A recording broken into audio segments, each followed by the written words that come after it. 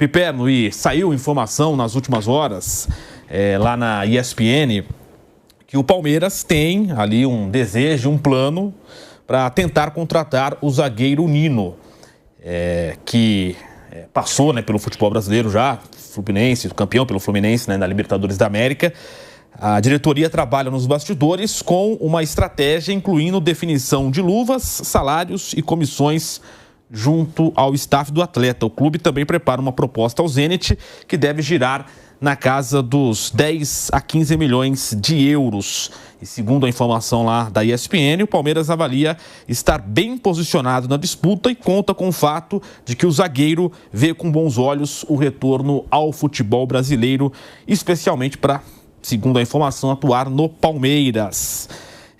O jogador de 28 anos de idade está lá no Zenit da Rússia desde o início de 2024.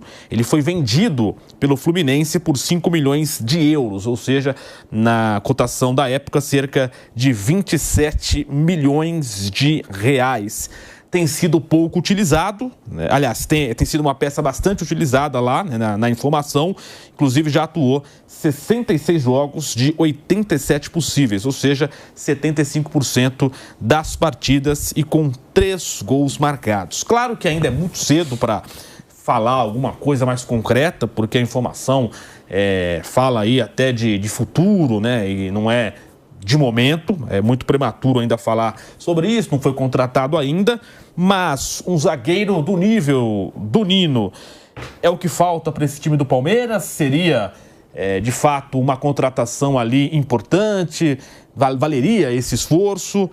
Se fala aqui de 10 a 15 milhões de euros, Piperno.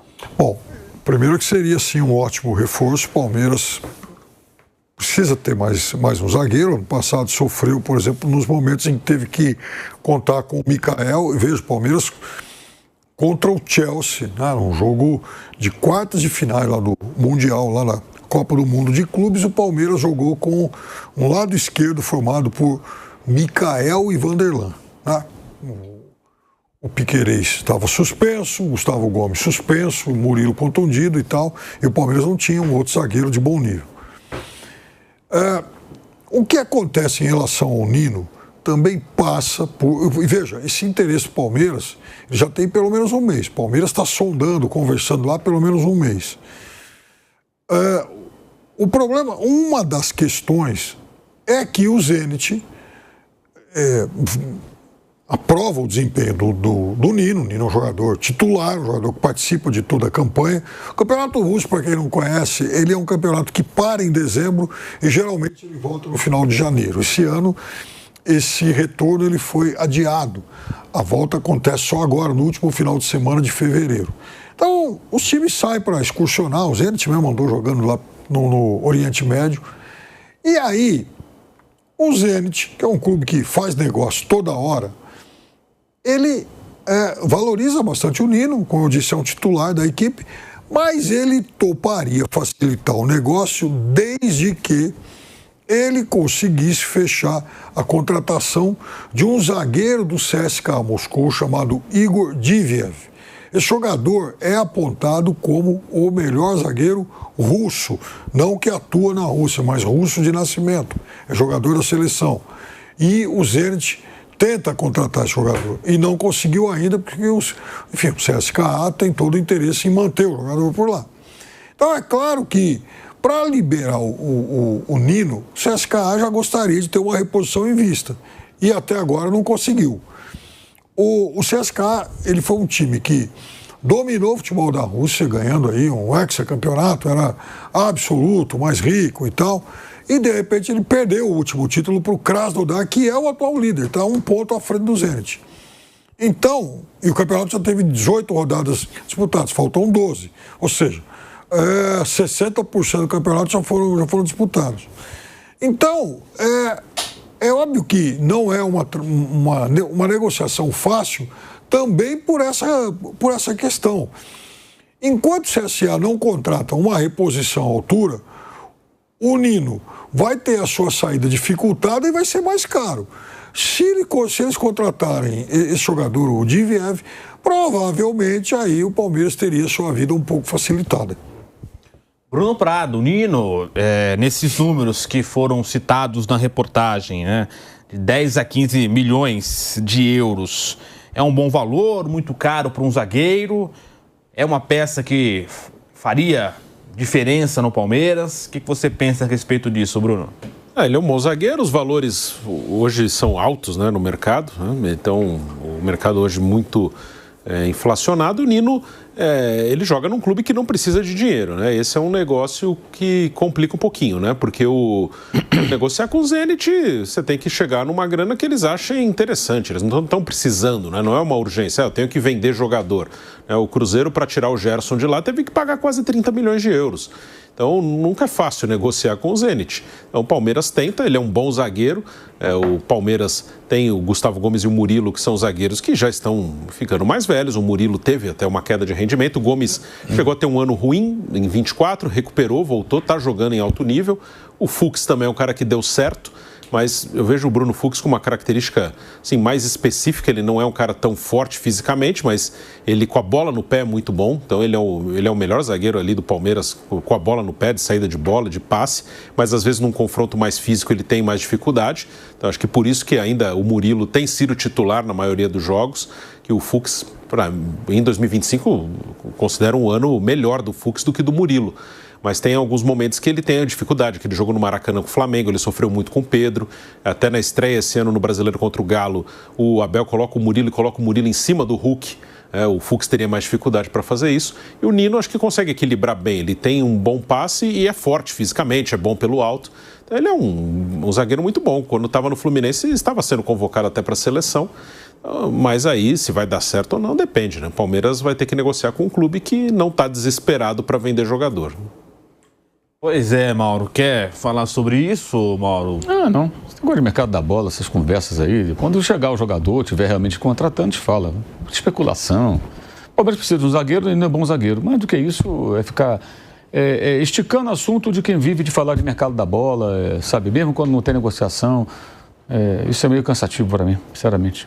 E para a gente fechar, tem uma notícia chegando agora de última hora aqui, para comentar aqui com o Piperno, porque o Bruno Rodrigues se despediu do Palmeiras, né? Tá chegando lá no Cruzeiro, voltando, né? Que ele era do Cruzeiro, né? Tá retornando e o Palmeiras pode lucrar com o empréstimo de Bruno Rodrigues ao Cruzeiro. Então vamos lá, o Palmeiras já fechou essa negociação, o jogador já está lá em Belo Horizonte, chegou para realizar, né, os trâmites burocráticos. Por empréstimo, então o jogador vai atuar por empréstimo lá no Cruzeiro e vamos aqui aos números, né? Não há pagamento pela saída neste momento, mas o Palmeiras ainda pode lucrar com o negócio. O contrato será válido até dezembro deste ano e há uma opção de compra prevista em cerca de 5 milhões de dólares. É o equivalente à marca de um pouco mais de 26 milhões de reais na cotação atual. Um pouco acima do que pagou por 80% dos direitos do centroavante ainda em 2023. Naquela ocasião, o Palmeiras pagou um pouco mais ali na casa dos 25 milhões de reais. É um jogador que não conseguiu atuar, teve muitas lesões, né? Ficou fora pela questão médica, física, e agora o Palmeiras consegue ali essa saída por empréstimo e ainda podendo ganhar um dinheiro mais para frente, o que até conseguiria recuperar o que investiu no atleta. Olha, Guilherme, ele é alguém que naturalmente ia ficar sem espaço, né? Já estava com um espaço bastante reduzido, né? Ele chegou porque tinha feito um bom campeonato em 2023 pelo Cruzeiro, mas veja, era um Cruzeiro também num outro momento, um Cruzeiro com ambições muito menores. E o Palmeiras comprou e olha, desde que ele chegou, ele entrou naquela cota daquelas contratações que você olha e fala, bom, tá aí para completar o elenco, vai. Nunca foi encarado como um jogador que poderia ser em algum momento, sei lá, um protagonista, titular, indiscutível, enfim. Ele não tinha esse status. Mas aí, para piorar tudo, rapidamente sofreu uma lesão muito grave e na sequência outra. Isso é muito trágico na carreira de qualquer profissional da bola. Ele ficou parado mais ou menos 1 ano e meio, ou perto disso. Realmente muito, muito triste, né? Ele teve realmente, enfim, ele precisou de muita força de vontade para retornar. Foi um momento bastante complicado, bastante difícil para ele. E aí voltou, né? Acabou sendo pouco aproveitado, fez 2 gols, acho até que em 2 partidas contra o Juventude. Mas ok, vai ter uma outra oportunidade de seguir a carreira dele no momento em que o Palmeiras tem outras e melhores opções para o ataque, né? Então, tem o Vitor Roque, tem o Flaco, em algum momento aguarda-se o retorno do Paulinho. É um Palmeiras que está aproveitando, por exemplo, o Luigi. Então não faria muito sentido mantê-lo no elenco, até porque isso atrapalharia o próprio desenvolvimento da carreira dele, né? Então é o tipo de negócio bom para todo mundo. E até falando das lesões, né, ele fez apenas 2 jogos pelo Palmeiras antes das lesões. Sim. E aí, a primeira lesão, ele sofreu uma fratura, aliás, ele sofreu uma ruptura de ligamento do joelho e quando estava prestes a retornar, repetiu a mesma lesão no outro joelho. Só reapareceu em setembro do ano passado, oscilando entre participações como titular e reserva, somando 2 gols em 11 jogos. Então tá aí. Os números, né, desse Bruno Rodrigues. O Abel Ferreira perde uma opção ali de ataque, mas difícil dizer, né, Bruno, se o próprio Abel contava com ele, porque as lesões atrapalham muito, né, nessa análise.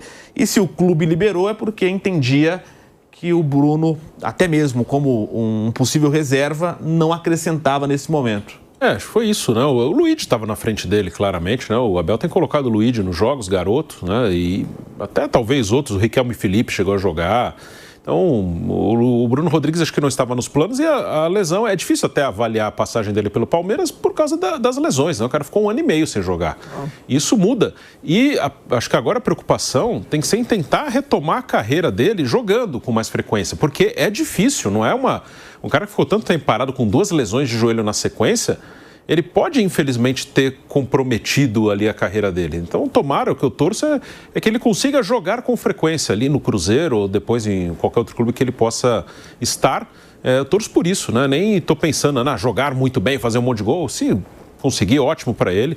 Mas que ele consiga retomar pelo menos a carreira, que ele consiga jogar. Porque depois dos problemas que ele teve, isso fica bem mais complicado. Então, boa sorte para ele aí, principalmente que ele consiga trabalhar, que consiga pelo menos jogar. 28 anos, né? É novo ainda. E só um detalhe, né? Eu falei 2 jogos, 2 jogos antes da lesão. Aí depois da lesão ele ainda atuou mais 4 vezes agora em 2026, né? Então tem esse detalhe. Então todos 6 jogos, né? 2 antes da lesão, agora em 26. Acho que foram 2, 11 mais 4. Isso, perfeito. Ano passado ele jogou 17 vezes. Isso aí. No Cruzeiro, na outra passagem, ele foi até bem, assim. O último ano dele no Cruzeiro, em 23, não foi um bom ano do Cruzeiro. O Cruzeiro brigou para não cair. Ele foi artilheiro do time na temporada. 13 gols e 7 assistências. Não são, assim, 13 gols, o artilheiro do time mostra que o ano não foi bom, mas ele foi o cara que fez mais gol no time ali. Então, acho que também por isso o Cruzeiro abre a oportunidade, que tem uma boa lembrança da passagem dele. Então, tomara que ele consiga, pelo menos, jogar com frequência, né? Que na parte física ele esteja bem, esteja saudável. Aí o desempenho vai depender de várias circunstâncias, mas que ele esteja saudável, pelo menos. E ele até foi importante naquela ocasião para salvar o Cruzeiro do rebaixamento. E tem aquele lance que ele tenta bater o pênalti do Henrique, né? O Henrique, ele perde depois da sequência, né? E aí tem aquela confusão. E no Palmeiras também teve ali um desconforto dele com a diretoria, porque ele terminou o ano passado envolvido numa situação que ele disputou lá um torneio de futebol nas férias, né? Não deveria. E aí ele voltou sem comunicar, né, e tal, e aí recebeu uma multa. Então teve esse problema ali nas férias também.